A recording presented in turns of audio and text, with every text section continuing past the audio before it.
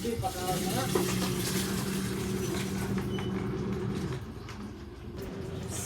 ayan, papaliguan ko na siya. Good morning.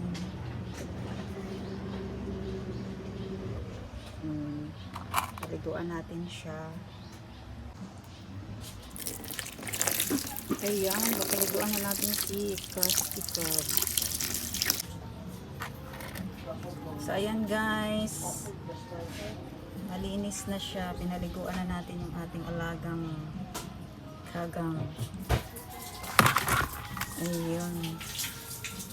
Papakainin natin to ng coconut. Kasi yun yung ano, pagkain nila. Pero kumain din naman siya ng kanin. Naubos niya yung kanin.